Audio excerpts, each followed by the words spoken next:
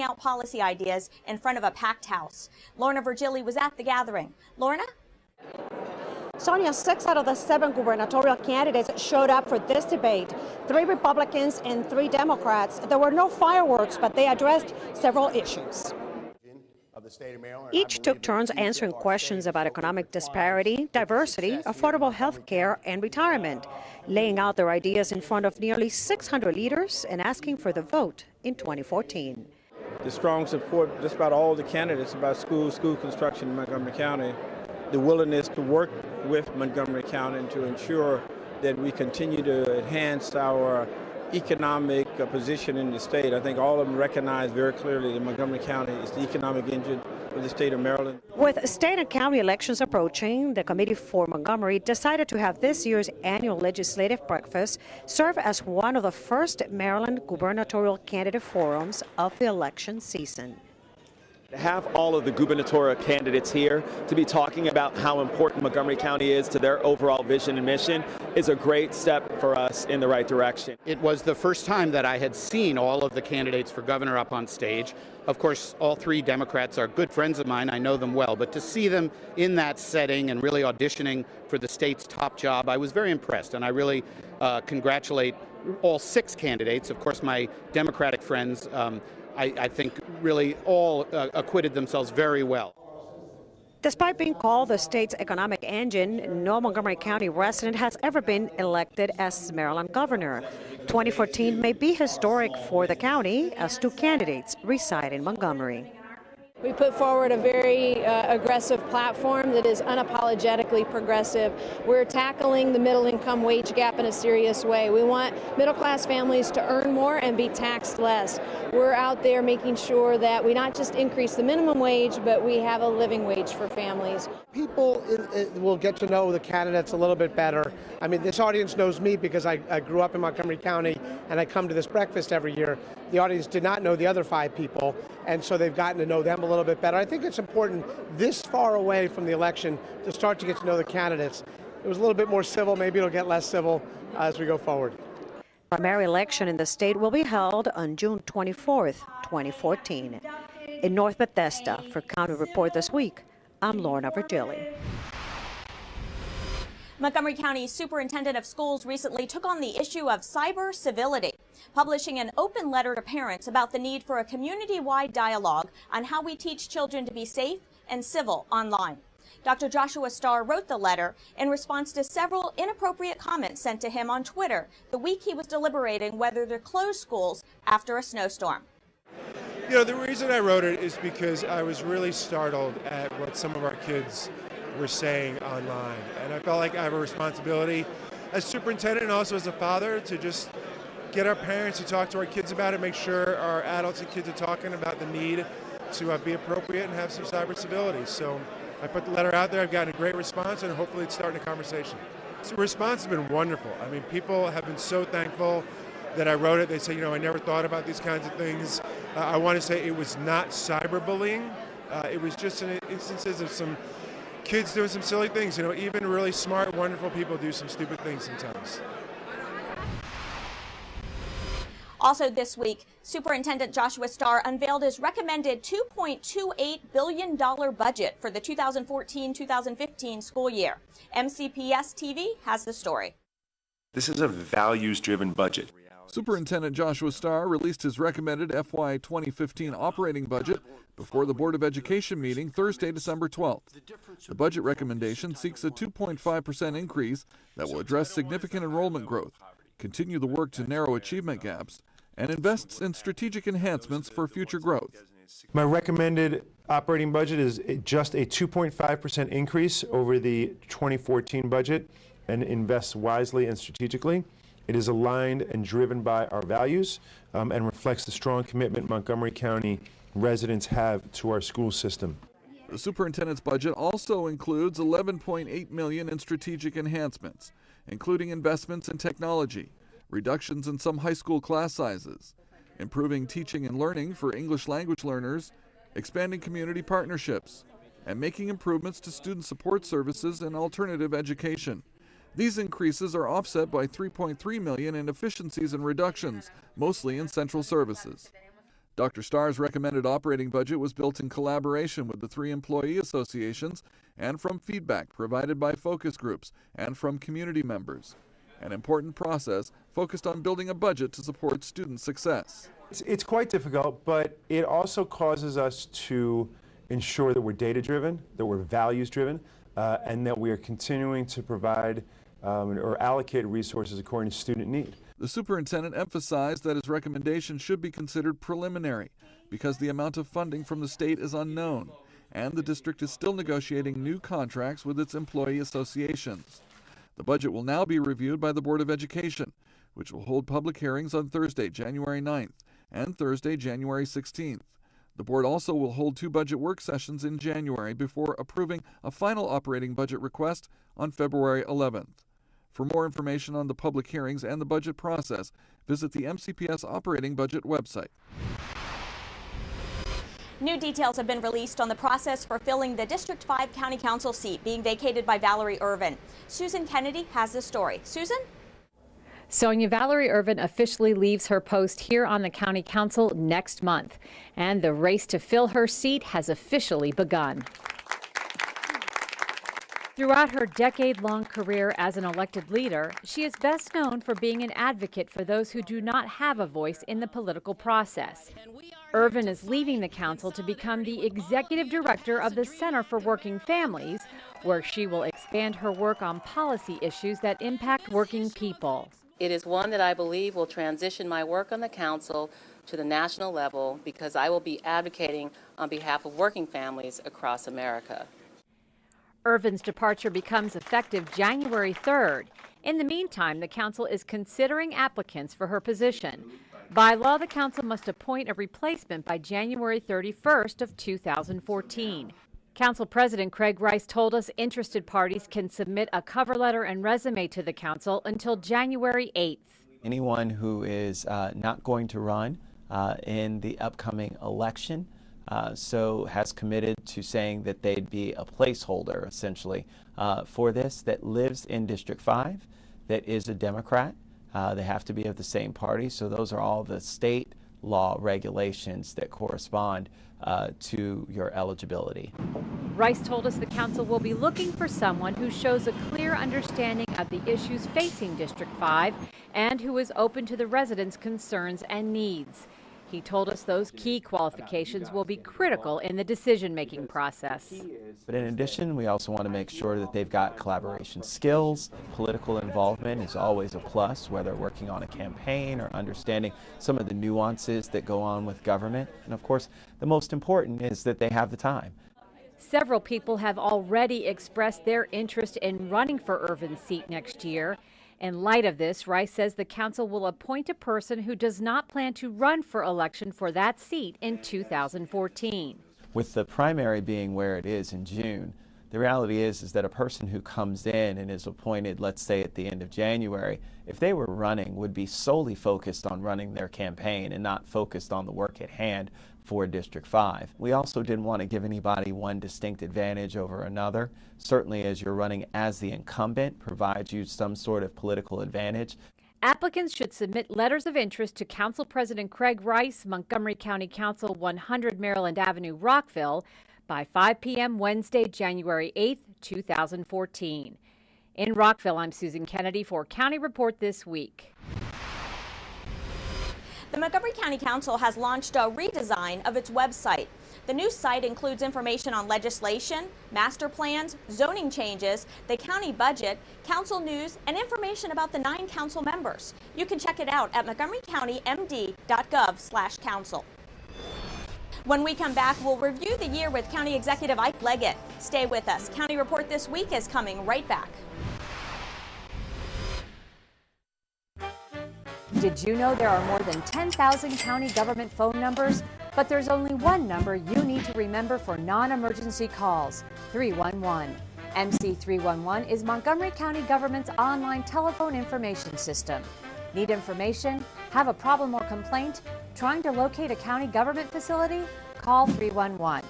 The call center is open Monday through Friday, 7 a.m. to 7 p.m. The website is available 24 hours a day, 7 days a week. Montgomery County high school and middle school students compete for cash in the Keeping It Safe Under 21 Alcohol Prevention Coalition PSA contest. Middle school students can receive up to $500, while high school students can win up to $1,000. Entries must be 30 seconds in length. The message: prevent underage drinking. Entry forms and submission dates can be found online at montgomerycountymd.gov/KIS. Get your entries ready and remember to keep it safe. Are you sure they can recycle us, Clamshell? Hey, Dome, we're on a new recycling postcard. I can't wait to make a new start. Maybe I'll be a red carpet at a big premiere. And I'll get to paint the White House. Shh, here he comes. Now you can recycle more plastics in Montgomery County, including #1 PET plastics such as clamshells, deli containers, trays, lids, domes, and cups. We're in! For more information on recycling, contact the Montgomery County, Maryland Division of Solid Waste Services at 311. The wait is over. Recycle more plastics today. Welcome back to County Report This Week. I'm Sonia Burke. Thank you for joining us. As 2013 comes to an end, County Executive Isaiah Leggett visited the studios of Radio America as the invited guest at the county's Spanish-language radio show, Montgomery Al Dia. During the half-hour interview, the executive highlighted many of the accomplishments and challenges faced this year. Leggett mentioned that looking forward to next year, the county's priorities will continue to focus on transportation, housing, the public school system, and assisting the most vulnerable in our community. Redevelopment is a hot topic in Wheaton, where developers recently updated residents about plans for a town square. MyMC Media's Valerie Bonk reports. At a meeting here at Wheaton High School, residents gave mixed feedback as developers updated the community on plans for a Wheaton Town Square as part of a plan to redevelop Wheaton Triangle. The difference between a town square and a plaza was up to debate as dozens of residents pitched in their ideas on what needs to happen in Wheaton. That this is truly not a town square, it's a plaza. It will be sterile after dark. The county executive has said that this plan is supposed to bring people there at night. I immediately looked at it in a different light and said, why would I come to here at night? And I don't really see any elements that do that. But those behind the project disagreed, saying that they're working towards a balance that would both attract crowds and bring new retailers to an area in need of redevelopment. We think it's a town square. We design it as a town square, and hopefully it will be a town square. We're going to make this location to be activated at night. So the idea is not just putting an office building and close at 5 o'clock and becomes dark. The plan includes an outdoor entertainment area, retail space, residential units, and the Maryland National Capital Park and Planning Office Building. At the first two community input meetings, residents spoke out against the design for the building. Developers said this time they tried something new. So when you say that you really hate the building and it's a glass box like a downtown building, we've heard you. Some residents in attendance said that while the design is better, it's still not quite what they're looking for. I'm sure we can find some better exterior finishes for this building. I'm not sure if fiber cement board is it yet. If approved, construction is slated to start in 2016. For County Report This Week, I'm Valerie Bonk. County officials said they will hold more meetings to update residents throughout the planning process. Joining us in the studio to talk about fire safety is Chief Steve Lohr. Chief, what resolutions would you like to see county residents make for 2014? Well, I certainly want to encourage everyone to follow all the fire safety advice we provide year-round, including checking their smoke detectors, developing an exit plan from their residence, and making sure that your batteries in your smoke detectors are fresh and that they're tested on a regular basis. This is absolutely your best defense for early warning for any type of fire event. And what about fireplace safety? For those residents who use fireplaces and wood burning appliances of any type, we notice an uptick as the temperature goes down outside. We have an increase in fires countywide, and of particular concern is how people dispose of their ashes and the other products of combustion. Never ever use a combustible container of any kind. The recommended practice is to buy a non-combustible container with a lid that limits air and oxygen to whatever's left. People should be aware that these ashes, even though they appear to be out when you remove them from the fireplace or appliance, remain hot and can smolder for days. What we see frequently is people remove them to an inappropriate area against a combustible material like vinyl siding, like a wood or composite deck outside, on a front porch, in a garage, and they believe that they have done the proper thing and rendered these safe, when in fact these things can smolder for days, ignite nearby combustibles, and result in a very serious life-threatening fire. For more information about any of these topics we talk about, please visit our website. Chief, thank you so much for joining us today. During the holiday season, the Washington Regional Alcohol Program is offering a free cab ride service for drivers who've been drinking. Tom Pogue tells us more about Sober Ride in this week's Transportation Update. Hi, I'm Tom Pogue, a Community Relations Manager for the Department of Transportation. Here's an update for Montgomery County. This season, don't let a holiday celebration become a tragedy. Every year, more than 400 people are injured in alcohol-related collisions in Montgomery County.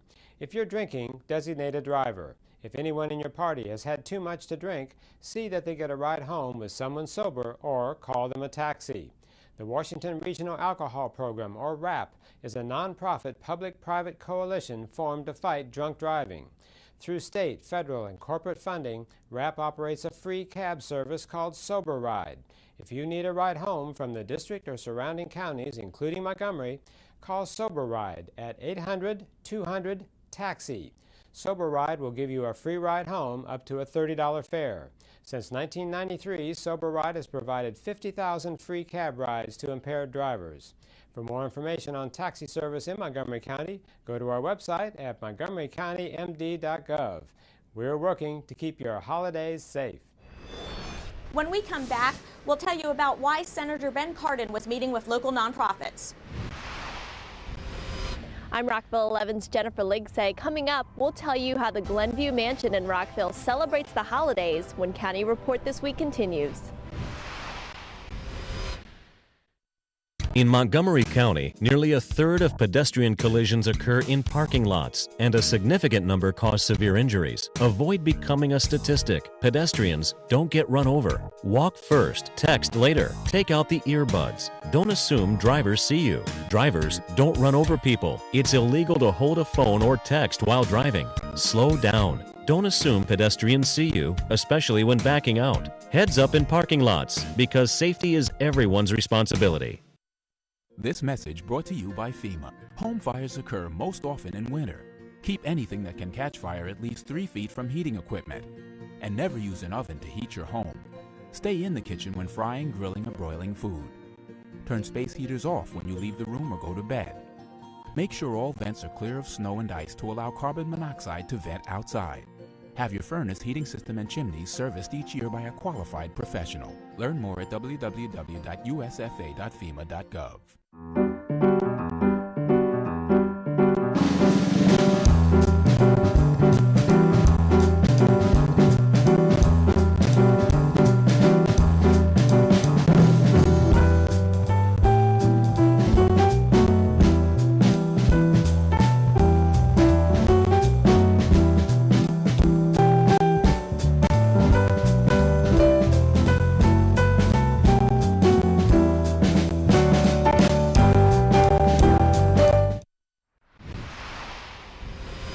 Welcome back to County Report This Week. I'm Sonia Berg. Every December, Rockville's Glenview Mansion is transformed into a holiday wonderland. Rockville 11's Jennifer Ligsay joins us from the mansion with more. Jennifer? That's right. A tradition of the mansion for decades, Glenview's holiday open houses are getting families into the holiday spirit. For 1 out of the 4 open house Sundays, special visitors from the North Pole made an appearance for a crowd of curious kids with wish lists at hand. I'm going to ask him a few questions about his life. How is it at the North Pole? And I'm going to tell them what I want for Christmas. Each and every room of the mansion welcomes onlookers with their own holiday charm, with unique trees representing the community groups who decorated them. We love coming out here every year. Santa Claus, the Christmas trees upstairs, the arts and crafts, just a great time for the family, and it really brings us into the spirit of Christmas. Oh, it's lovely. Everything has been decked out so nicely for Christmas. All the trees from local community organizations. It's a really nice event. There are 2 Sundays left for visitors to be able to catch the holiday fun. Be sure to stop by on December 22nd and December 29th from 1 to 4 p.m. to enjoy the decorations. We just encourage everyone to come down and enjoy what Rockville has to offer. It really is a great time. Rockville's Glenview Mansion is open to the public throughout the year and houses an art gallery and serves as the perfect location for weddings, private parties, conferences, and special occasions. For hours and more information, visit rockvillemd.gov/Glenview. For County Report This Week, I'm Jennifer Ligsay.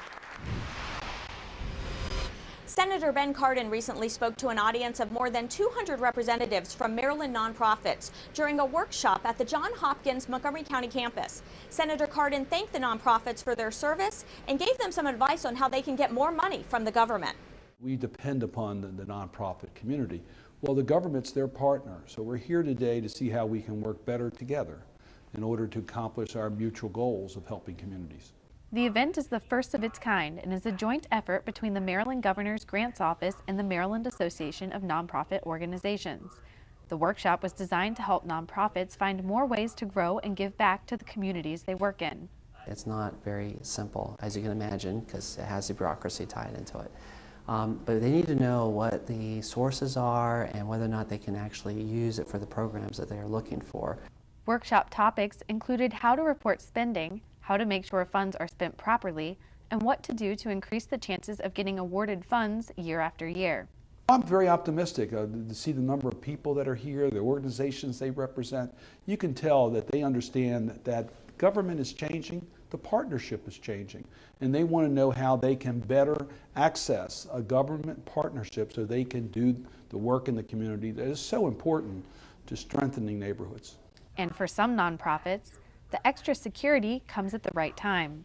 Because of the issues that we're having in our government right now with the sequestration and the delays and budgeting on here, is that our nonprofit sector is in a wait and see mode.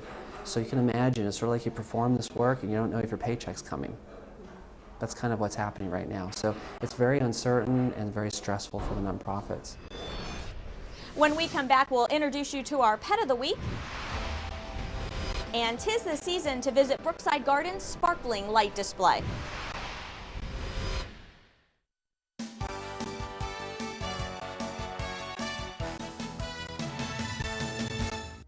Spring semester classes begin the week of January 27th, so register now to get the classes you want when you want them. Choose courses for more than 130 majors and programs offered at our campus locations and online. You can register today online or at any of our 3 campuses. Mayorga Coffee co-founder and MC alumnus Martin Mayorga has established the Mayorga Latino Leadership Scholarship at Montgomery College for Latino students who are business majors. The scholarship will provide tuition for 1 student per year over 5 years. And from all of us at Montgomery College and MCTV, we'd like to wish everyone a safe, healthy, and happy holiday season.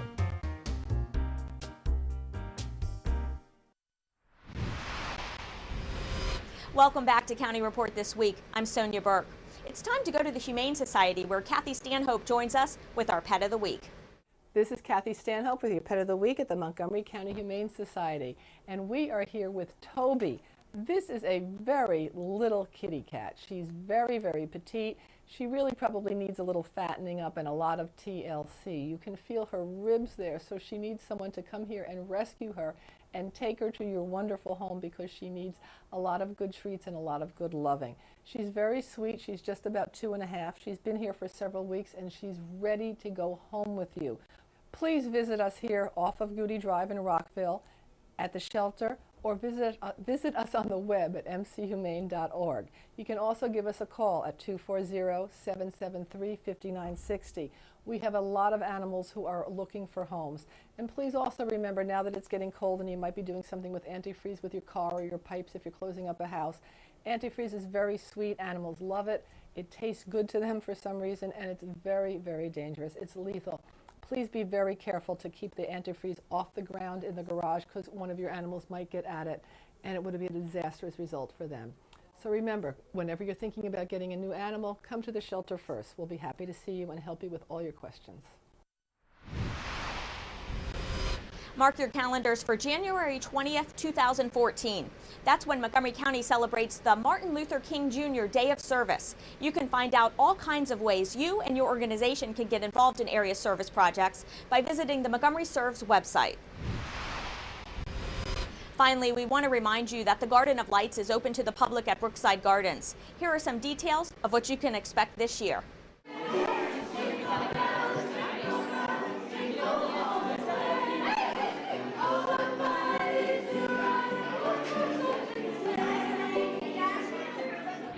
This light extravaganza is more than a half a mile long and contains close to 1 million colorful lights.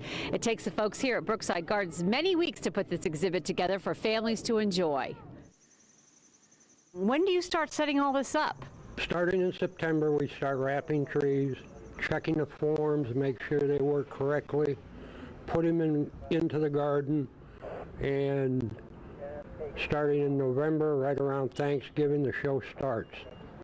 And then we run it through the beginning of January. The only trouble we actually have is sometimes we overload a circuit. Well, one whole row was out, and we were trying to figure out why. When you get 1 million lights all together, they all start to look alike. For you personally, is this kind of neat to see all these families come out? I enjoy it. I know they're having a good time. Beautiful. Everything's so beautiful. I'm really impressed. I never really thought how much time it might take to do something like this. They're gorgeous. They're just absolutely beautiful. I've never been here at night, and I can't believe it. I've seen them doing all the work here, but I can't believe they did it to this degree. Just all the lights and how much effort they put into this place. Cool. You can have fun just like walking around with your friends and hanging out. How old are you, Lewis? 4. 4? And what is your favorite part of what you're seeing here tonight? I like the clouds, but they just thunder on me. They thundered on you, didn't they? And what is your name, young lady? My name is Susan. That's my name! No. I can't believe it! And what do you like the best about what you're seeing here tonight? I like the sunflowers and the rainbow and the lights. The dragonflies over there. What made them cool? They were flapping their wings. Lights are like moving around. Now, there are those folks who don't really believe that the Loch Ness Monster exists, but here at Brookside Gardens, it's the real deal. I had just heard a lot of great things about it, and so we wanted to check it out for ourselves. That the girls are old enough to experience and understand and actually appreciate it. I like that one. You like that big monster right there? Mm-hmm. What do you think of all this? Is this so pretty? Yeah.